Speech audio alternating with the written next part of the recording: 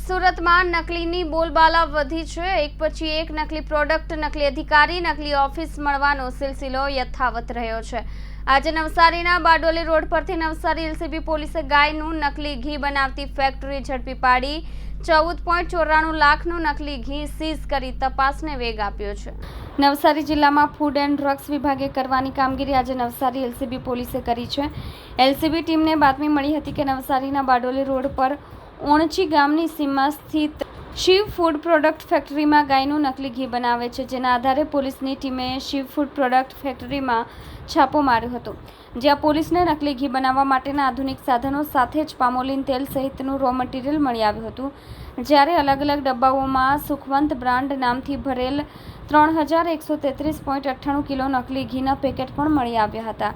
પોલીસે ઘટના સ્થળે નવસારી ફૂડ એન્ડ ડ્રગ્સ વિભાગના અધિકારીઓને બોલાવી રો મટીરિયલ અને નકલી ઘીના સેમ્પલ લેવડાવ્યા હતા, જેને ગાંધીનગર સ્થિત લેબોરેટરીમાં મોકલવામાં આવ્યા હતા, જેનો રિપોર્ટ આવ્યા બાદ ફૂડ એન્ડ ડ્રગ્સ વિભાગ અને પોલીસ આગળની કાર્યવાહી કરશે, જ્યારે પોલીસ ફેક્ટરી સંચાલકો વિકી ચોખાવાલા અને લવ ચોખાવાલાને ફેક્ટરીના જરૂરી દસ્તાવેજો સાથે ઘી સંબંધી ખુલાસો માંગતી નોટિસ પાઠવી છે। પોલીસે ઘટના સ્થળેથી 14.94 લાખ રૂપિયાના નકલી ઘી તેમજ રો મટીરિયલ અને અન્ય સાધનો મળીને કુલ 25.12 લાખનો મુદ્દામાલ સીઝ કર્યો છે।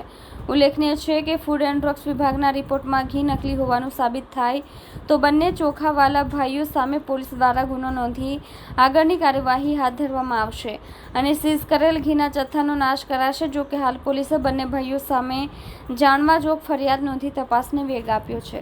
આજરોજ ઓણસી ગામની સીમમાં આવેલ દંડેશ્વર પાટિયા પાસે નવસારી બારડોલી રોડ પર આવેલ શિવ ફૂડ પ્રોડક્ટમાં નવસારી જિલ્લાના એલસીબીના પોલીસ ઇન્સ્પેક્ટર શ્રી વિજય જાડેજા તેમજ PSI Shri RS Gohil, YG Gadhvi, SV Ahir તેમજ સ્ટાફના માણસોને બાતમી મળેલ કે જે આ શિવ ફૂડ પ્રોડક્ટ છે એમાં નકલી ઘી બનાવવાનું કામકાજ ચાલી રહ્યું છે, જેના આધારે નવસારી એલસીબીની ટીમે ત્યાં દરોડો પાડી જગ્યા ઉપરથી પામોલીન તેલ અને બીજા ક્રીમ અને બીજા અનેક ચીજ વસ્તુઓને કબજે કરેલ છે, જેમાં આ નકલી ઘી બનાવવાનું રીત એવી છે કે આ જે પામોલીન તેલ હોય છે એને ગરમ કરીને એમાં લો ક્વોલિટીનું ક્રીમ નાખીને તેમજ એસન્સ નાખીને પ્રોસેસ કરીને ઘી અલગ અલગ ડબ્બામાં અને પાઉચોમાં ઘી બનાવીને પેક કરતા હોય છે, અને આ ઘીનું નામ છે સુખવંત દેશી ઘી અને સુખવંત કાવ ઘી।